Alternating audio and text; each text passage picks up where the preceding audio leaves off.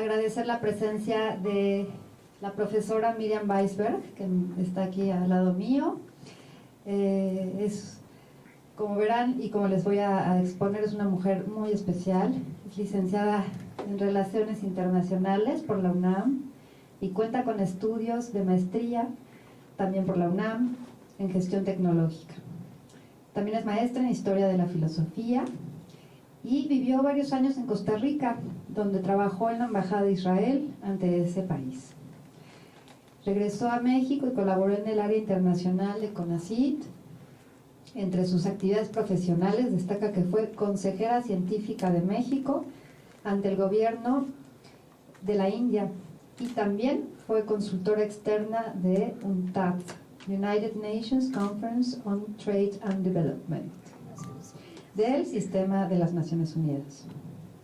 Desde 1981 ha sido académica en las áreas de cooperación internacional y organismos internacionales en la UNAM. Y actualmente imparte conferencias sobre diversos temas, entre los que destacan los relativos a la cooperación internacional, negociaciones internacionales, organismos internacionales y temas relacionados con el judaísmo y la formación del Estado de Israel en diferentes universidades de México. Pues me da muchísimo gusto que esté aquí Miriam, porque realmente es también una persona emblemática de la comunidad ashkenazí. Ella nos irá contando pues todo lo que la ha ido conformando su biografía y cómo se relaciona con la comunidad, con la historia de esta comunidad. El título de la ponencia es Mis vivencias en la Yiddishek. Yiddishek quiere decir en yiddish israelita o yiddish, y el colegio israelita de México, donde yo estudié, en yiddish es la Yiddish Schule. Y entonces voy a hablar de mi experiencia en la Yiddish Schule y el resultado de 62 años después de haber estado en el colegio israelita. Voy a empezar por decirles que durante muchos años, los últimos 12 o 15 años, precisamente por ese gran amor que le tengo al Colegio Israelita de México, me convertí en alguna medida en el enlace de mi generación, que salió de la prepa en 1960. Y por eso también me di cuenta de que el Colegio Israelita para muchos significó unas cosas y para otros otras. Y ahí es donde voy a empezar mi ponencia. En más o menos 2019 tuve un desayuno con algunas compañeras del Colegio Israelita y estábamos platicando, éramos 5, y cada una de ellas estaba platicando de su infancia, tanto personalmente como en el colegio.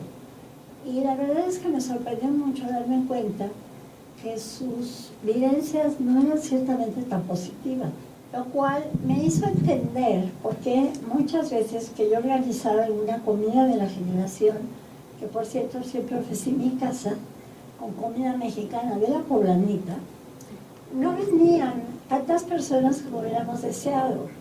Y en ese desayuno me di cuenta de que hay mucha gente que realmente como que volver a revivir lo que vivió en el colegio israelita no les hace muy feliz.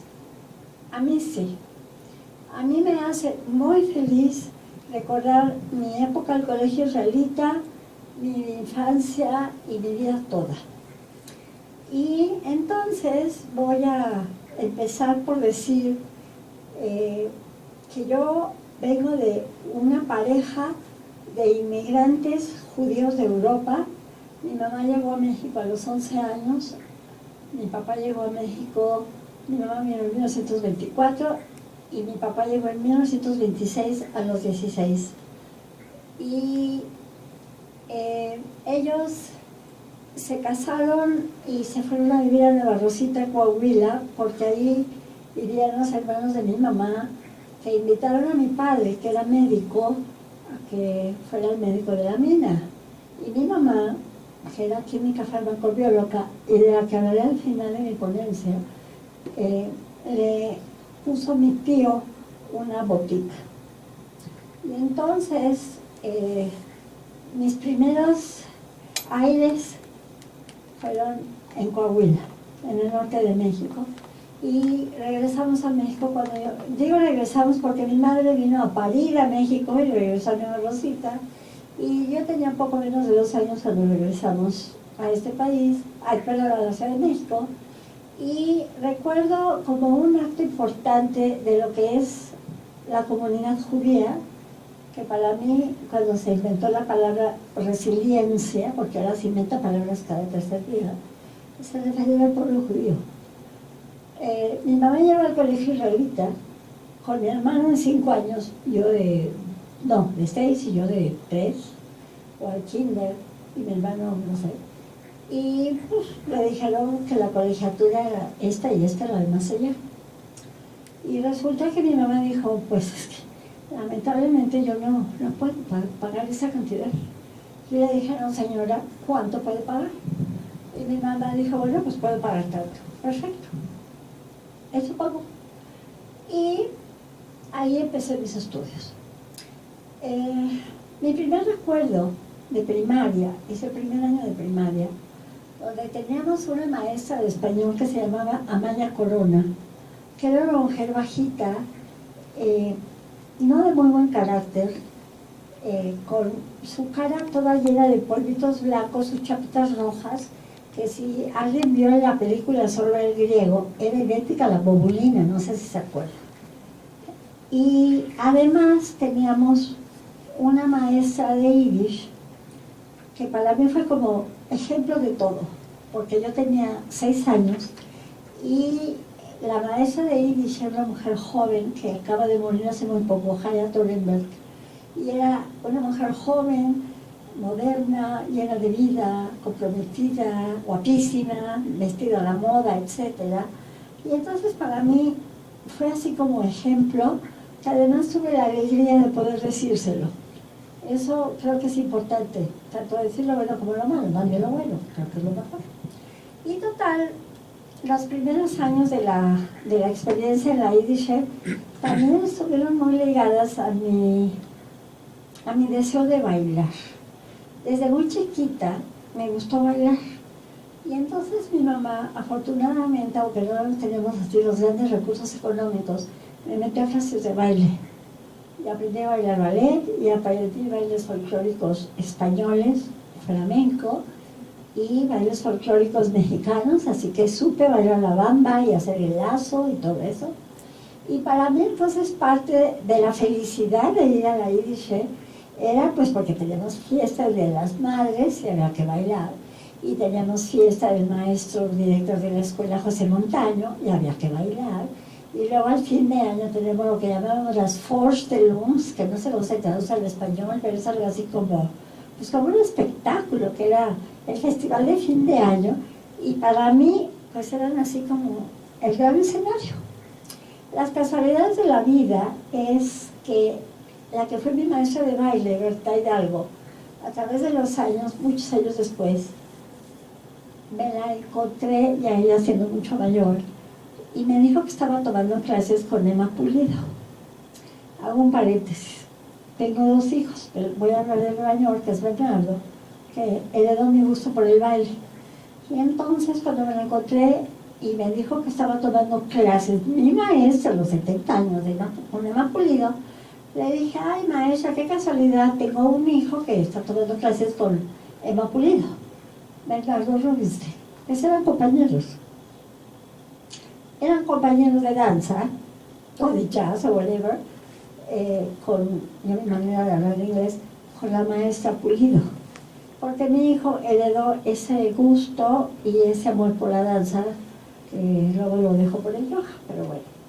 El hecho es que la primaria fue el grupo de las mujeres en un salón, el grupo de los hombres en otro. Y yo era una persona, siempre fui una persona bastante inquieta, ni se nota, ¿verdad? Y me acuerdo que en quinto de primaria, la maestra María de la Paz, que era una mujer muy estricta y muy rígida, pues un día sí y al otro también me sacaba de clase. Y un día me dijo, quiero que venga tu bebé a hablar conmigo. Y dije, bueno, pues mami, la maestra María de la Paz quiere que vengas a hablar con ella. ¿Y por qué? Pues no tengo idea. ¿Ven? Entonces llega y le dice la maestra María de la Paz, es que Miriam, además de que es tan inquieta, siempre que la expulso de la clase, sale sintiéndose la reina del mundo, con la cabeza en alto. Ella quería que saliera toda compungida porque me estaba expulsando. Pues no, porque una esencia de mi persona es la alegría de vivir. Y bueno, pasé a la primaria y de la graduación de primaria no recuerdo mucho. Pero luego llega la secundaria. Y ahí sí, híjole. Algo que se me olvidó importante. Cuando estuve en la primaria, me acuerdo que en el colegio israelita invitaban a personalidades importantes mundialmente hablando. Visitó el colegio israelita Eleanor Roosevelt, que era esposa del presidente. Visitó el colegio israelita Golda Meir. Y visitó el colegio israelita Jacob Tzur, que en ese entonces creo que era el embajador de Israel en Estados Unidos. Y ya voy a llorar. Porque resulta que lo que él nos contó era, yo creo que en 1955, o tal vez ya era secundaria de 1956, que su nietecito vivía en un kibutz en las alas del Golán.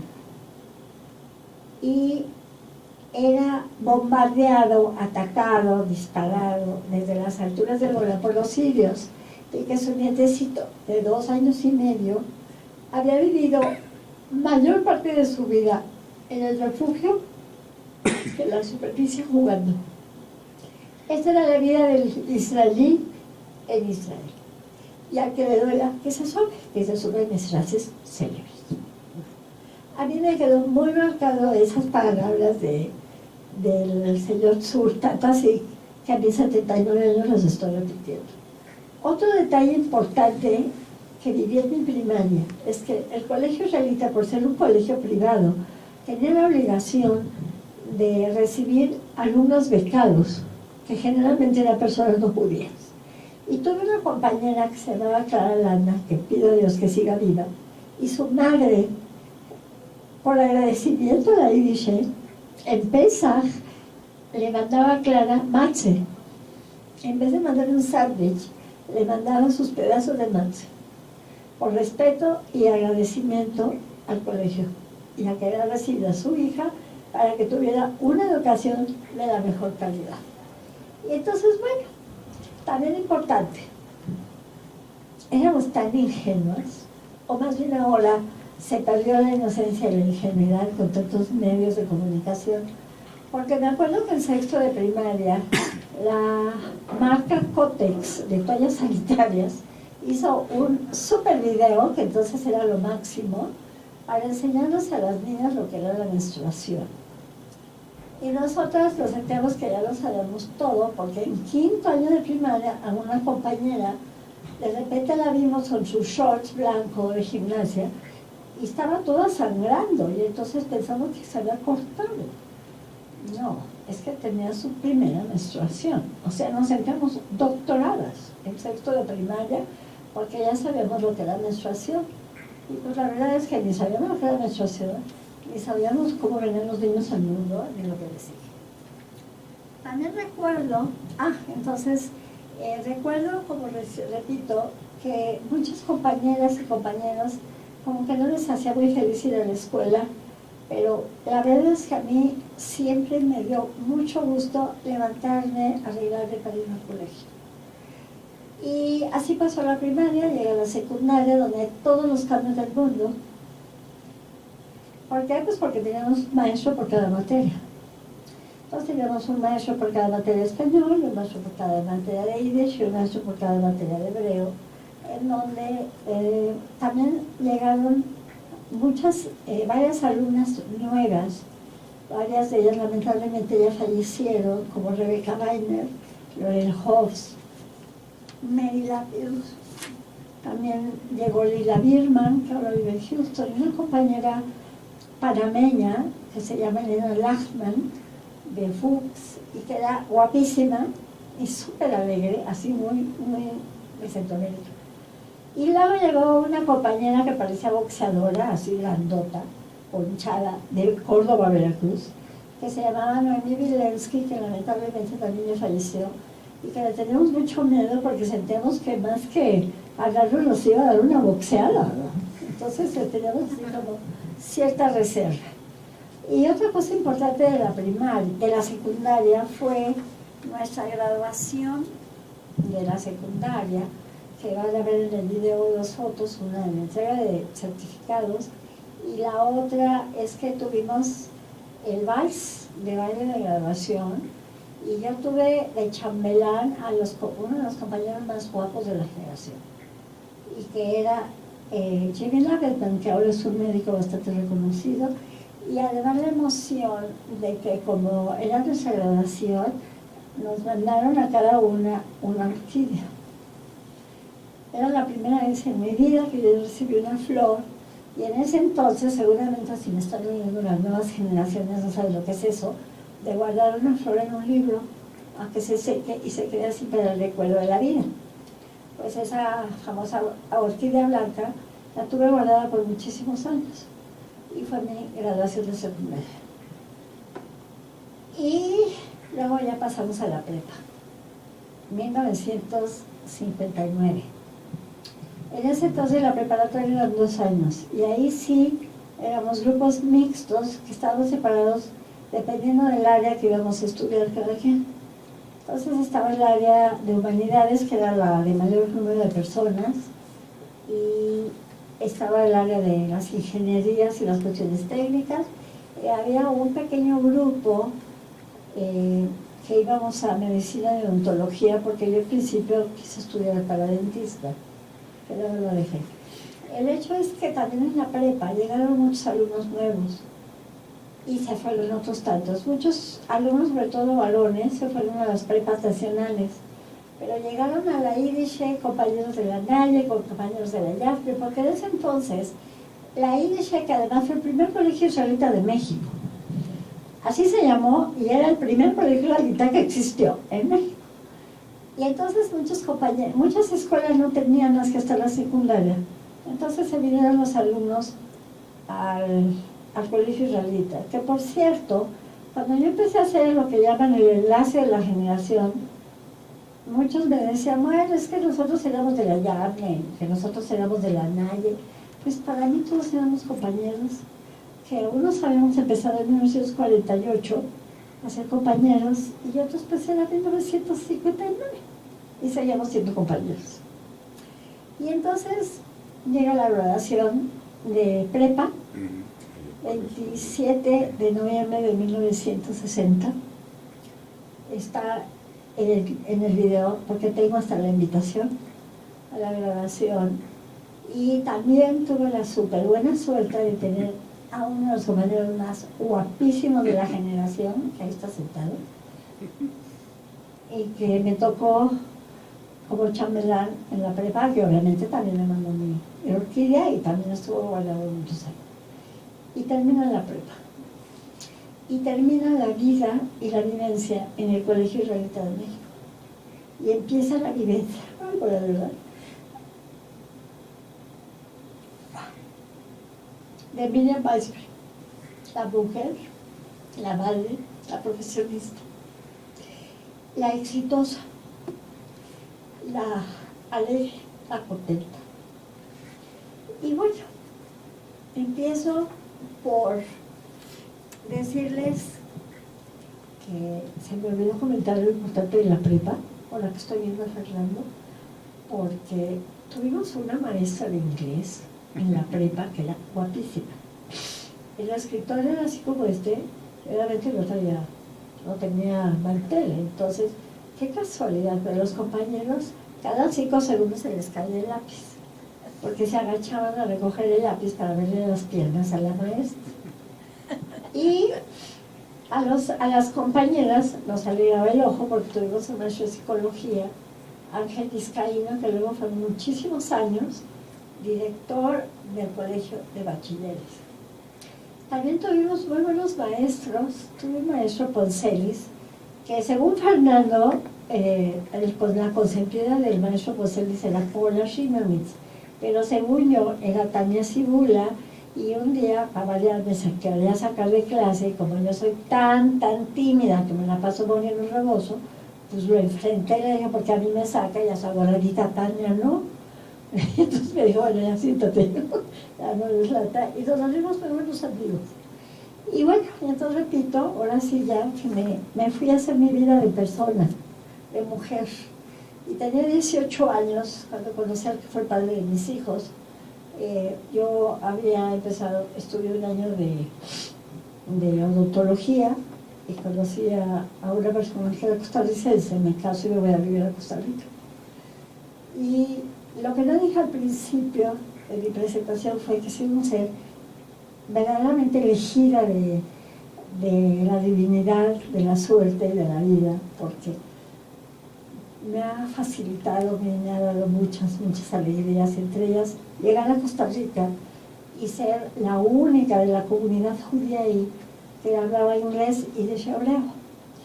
Y yo hablaba muy bien el hebreo porque también por buena suerte el padre de mi papá, Abraham Weisberg, mi abuelo, tuvo meningitis cuando yo tenía como 7 años. Entonces mi padre médico lo salvó, lo sacó adelante y se lo trajo a vivir a la casa. Y si te cansas, yo te lo doy. Y entonces resulta que mi abuelito empíricamente aprendió, creo que 6 idiomas cuando murió, y él sostenía que si había algo que podía hacer un ser humano, lo podía hacer él. Entonces mi Zeide me enseñó hebreo, me enseñó a jugar ajedrez y me llevaba al Parque México a aprender a andar en bicicleta. Y por eso en Costa Rica, pues, ¿quién hablaba hebreo de la comunidad judía de Costa Rica? Pues William Weisberg. ¿Quién hablaba Yiddish? Pues William Weisberg, porque vengo de la Yiddish Ashol. ¿Y quién hablaba inglés? Pues William Weisberg, porque había conocido un escuincle cuando yo tenía 15 años y mi hermana y mi papá vivían en El Paso, Texas, y se burló de mí porque no hablaba inglés, y dije, ya iba a decir una palabrota, me controlo. Vas a ver, canijo, la próxima que venga voy a hablar inglés. Y hablé inglés. Y de hecho, mi primer título profesional ha sido como maestra de inglés, como segunda lengua. Y entonces, pues fui el personal local, digamos, de la Embajada de Israel, porque cuando yo llegué a Costa Rica, nació ahí la embajada, no había antes embajada, y yo fui la secretaria de la embajada todo el tiempo que permanecí en Costa Rica, y por eso hay una fotografía que van a ver en el video donde estoy con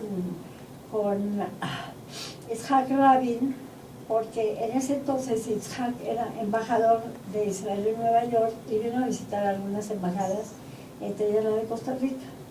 Y estuve en Costa Rica cerca de 9 años y decidí divorciarme y regresar a México.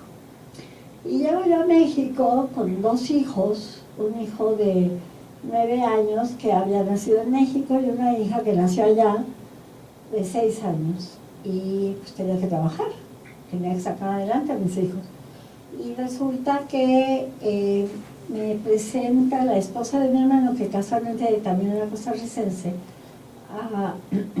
a un personaje, a una persona de buen nivel de Consejo Nacional de Ciencia y Tecnología, CONACYT, y me da trabajo en CONACYT como secretaria.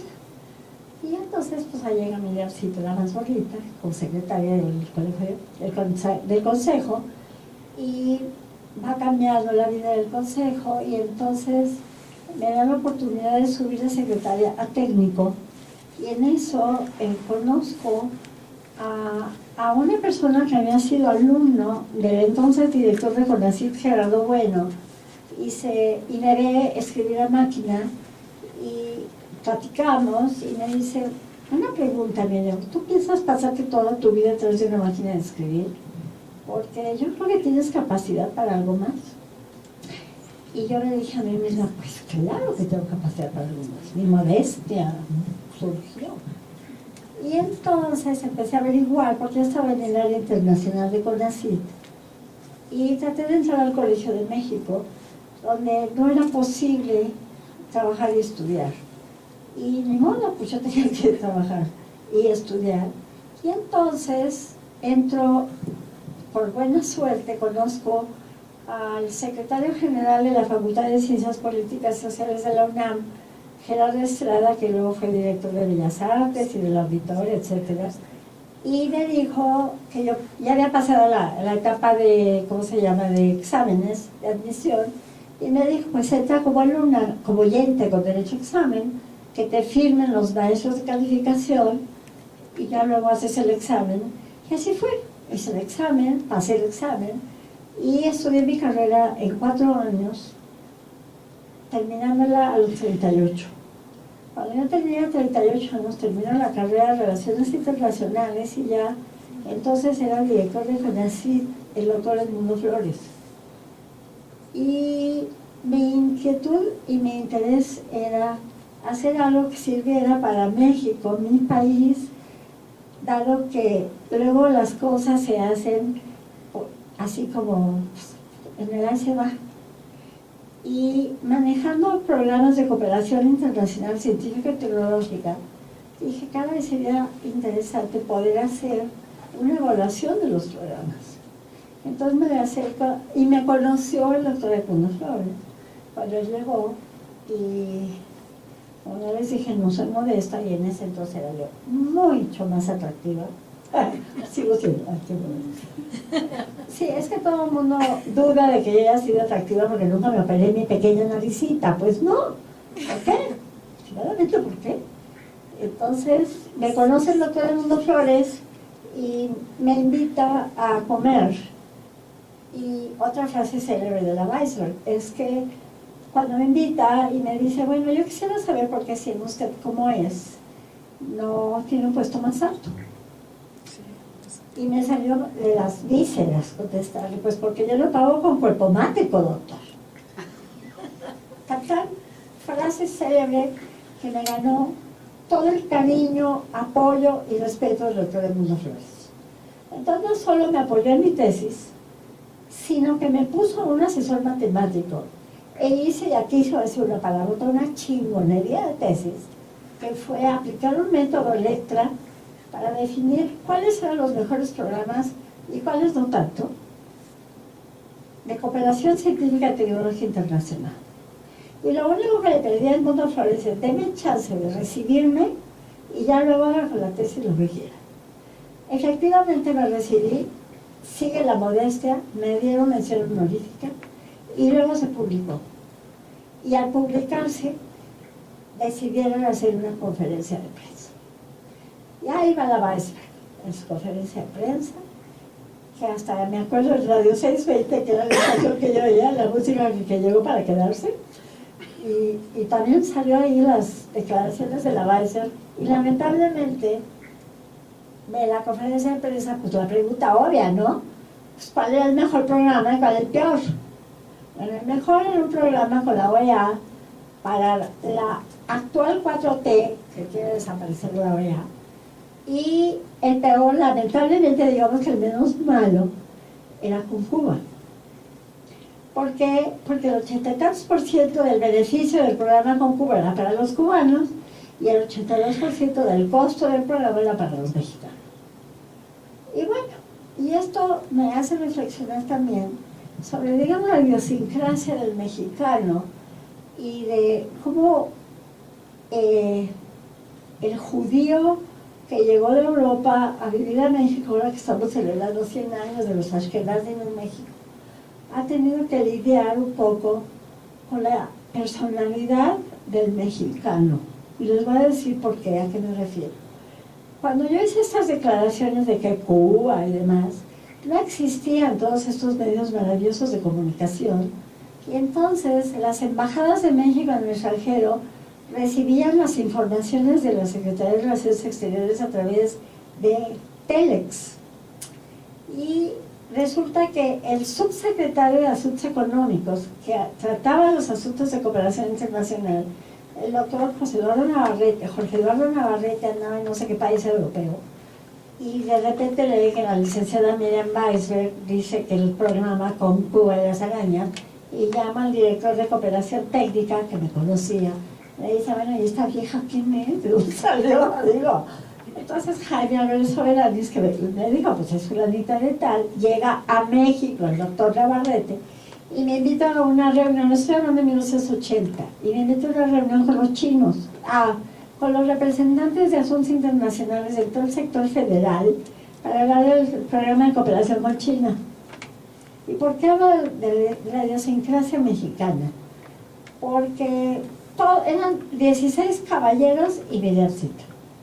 Entonces uno dijo, señor embajador, es que los chinos están molestos por eso. No, es que los chinos quieren eso. Y los chinos para arriba, los pinches chinos para abajo. Y yo digo, bueno, aquí oyendo, y de repente se volteó uno con Navarrete y me dice, a ver, licenciada, ¿y usted qué opina? Y yo nomás dije dos cosas que sirvieron bastante, porque dije, yo tengo 40 minutos oyendo lo que quiere China.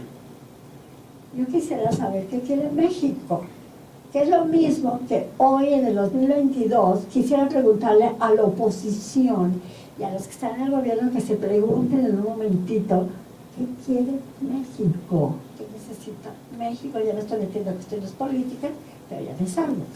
Y entonces yo dije, nos interesa el programa con China. Bueno, está en los 1980, ¿eh? China no era lo que es ahorita. Me encanta este show. Y entonces, digo, a lo mejor no queremos el programa de cooperación con China. A lo mejor no nos interesa, a lo mejor nos conviene, ¿qué? Silencio. A partir de ahí, claro, no fue tan determinante, tampoco me las voy a tirar de genio, pero el embajador Navarrete me consideró para toda una serie de cosas, empezó a hablar mi nombre, y en eso ya al doctor Edmundo Flores se le había ocurrido el tener consejeros científicos en embajadas, porque había consejeros culturales, navales, militares, en fin, pero consejeros científicos no se había dado hasta que llegó Edmundo Flores. Entonces había 8, 9, no me acuerdo. El primero obviamente fue de Estados Unidos, y gracias a eso también Edmundo Flores se preocupó porque además de que hubiera una difusión con la revista Ciencia y Desarrollo en México, se hiciera difusión en inglés. Entonces esa revista en inglés, Science and Development, es la Consejería Científica de México en Estados Unidos, que era sede en Washington. Y resulta que coincide todo esto, y la embajadora de México en la India le autorizan un consejero científico, y la embajadora le habían hablado de mí, o bueno, no voy a entrar en detalles, pero el hecho es que le van un telex o le habla por teléfono al doctor Edmundo Flores que si me autorizaba como consejera científica en la India. Y me habla Edmundo Flores y me dice, Weisberg, ya encontré la manera de deshacerme de ti. ¡Oh! ¡Qué poca, oye! ¿Qué le pasa? ¿Te vas a la India? Yo digo que está la India, jamás me había llamado la atención la India. La India está aquí y México está aquí, del otro lado del globo terráqueo, por Dios. Bueno, pues me voy a la India. Y entonces, en 1980 me recibo, y esto fue, el nombramiento vino en octubre, y yo viajo a la India. Exactamente 3 días antes de que llegara a la India el entonces presidente José López Portillo, que en ese entonces era el galán, era guapísimo y era elegantísimo. Entonces llego yo a la India, y también va a ver en el video una foto donde yo estoy muy paradita, lloro y lloro porque soy chilloncísima, porque es que imagínense la emoción. Estás al otro lado del mundo, tienes la bandera de México enfrente, llega el avión presidencial, que no era el de ahora que se rifó y demás, era un avión viejito, y llega y baja como atleta el presidente de México, y empieza a sonar el himno de México, y mi niña me empieza a llorar. Y adiós maquillaje y adiós todo, porque imagínense, al otro lado del mundo. Además no me llevé a mis hijos, porque tenía que terminar sus estudios. Y lloraba emocionadísima. Y llega el presidente, y a partir de ahí estuve más de un año visitando más de 32 centros de investigación. Otra vez, repito, la vida me es favorable. No sé si saben, pero la India es el mayor productor de películas del mundo. Produce alrededor de 700 películas al año, que son 3 horas épicas, bailan, cantan. Pues resulta que en esa época, en ese 1981, Miriamcita, la más bonita, era idéntica a la María Félix de la India, que se llama Saira Banu. Y hay una foto en el video donde me toman la foto cuando voy a marchar a la India, porque en la Secretaría de Relaciones Exteriores, por lo menos en México, hay como un catálogo de todos los miembros del Servicio Exterior mexicano.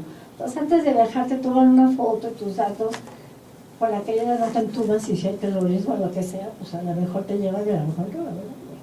Entonces, ahí me tienen en la India, caminando por las calles y me detenían para pedirme autógrafos y luego hablaban en hindi y no sabía, ¿no? Era eso.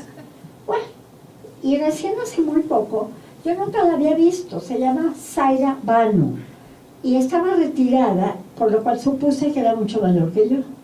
Surprise. Muchos años después, platicando de esto con unas amistades, me dijeron, ¿y por qué no te metes a Google y ves quién es? ¡Oh, existe Internet!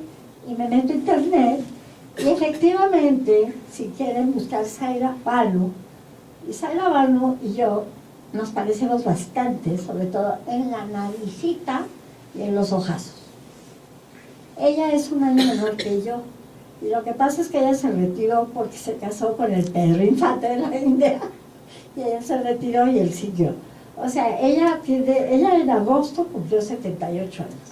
Otra característica mía, una especial buena memoria, sobre todo para los números. Bueno, el hecho es que recién hace poco tiempo me cayó el 20 porque a Miriam los directores de los centros de investigación me recibían tan amables.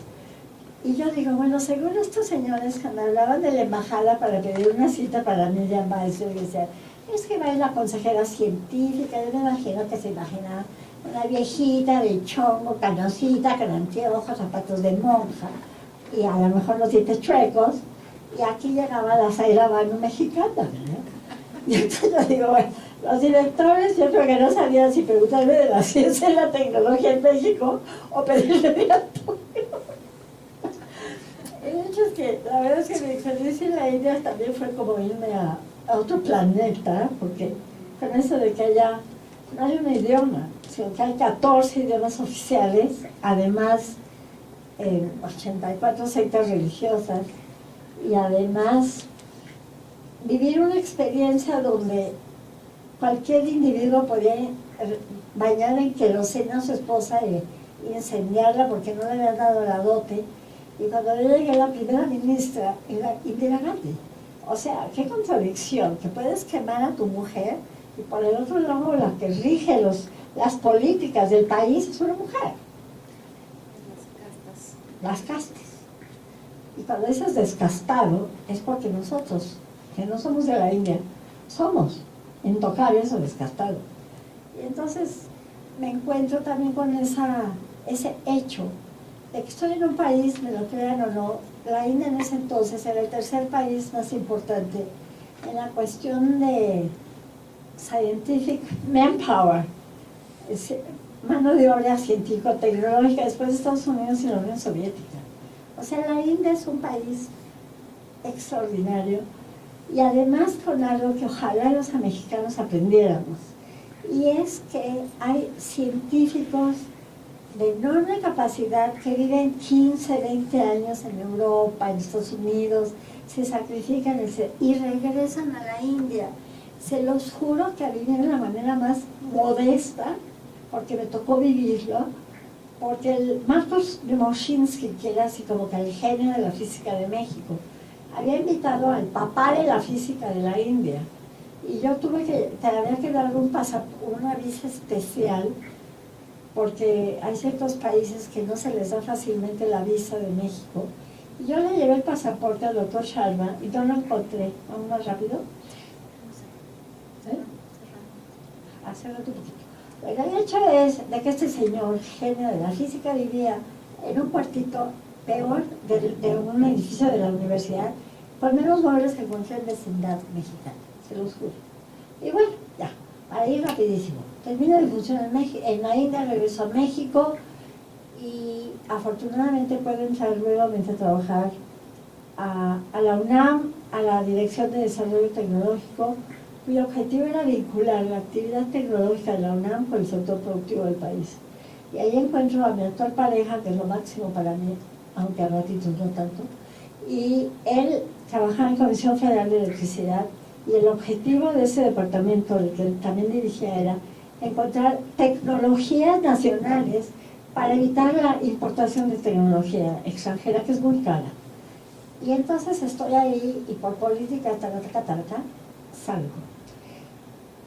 Y dejo de tener una actividad intelectual hasta que conozco a una persona importante del tecnológico que se llama Vanessa Cárdenas, que era la coordinadora de la carrera de Relaciones Internacionales del TEC del Sur, que se cayó la verdad, y me invita a dar clases, y le digo que yo no voy a dar clases, y me dice, bueno, por lo menos una plática, doy pláticas, y les enseño la práctica a los alumnos. Y a partir de ahí renazco intelectualmente, y desde entonces no solo doy pláticas sobre cooperación internacional, sino que de repente me invitan a dar pláticas sobre cómo se crea el Estado de Israel. Y como yo estuve en la Embajada de Israel cuando fue la guerra del 67, y como soy judía, pues dije, aquí soy, y empecé a hablar ya más que de la cooperación, de cómo se crea el Estado de Israel, y luego investigué sobre el antisemitismo, y luego investigué sobre las migraciones judías, y ya para terminar rapidísimo, voy a hablar de mi mamá.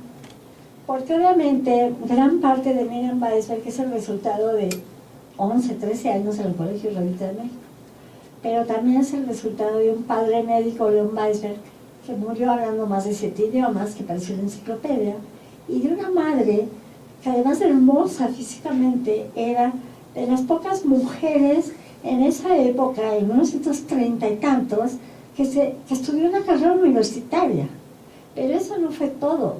Mi mamá siempre fue una mujer inquieta, que me enseñó también el gusto por el baile, y que además de eso, mi mamá le preocupó siempre la cultura. Entonces entra a trabajar en la WITSO, que es Women International Zionist Organization.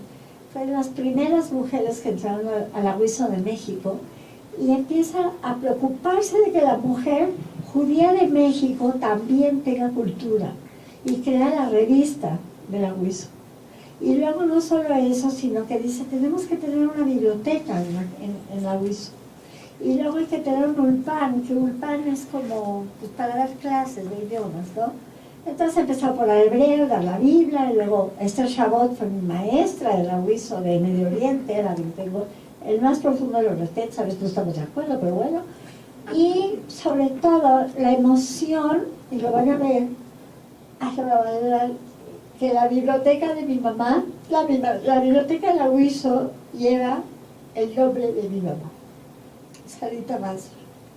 Y entonces, para terminar, les quiero decir que además Sarita era una mujer llena de vida, optimista, alegre, cotorra. Y aquí estoy yo. Sin falsas modestias, yo creo que hay una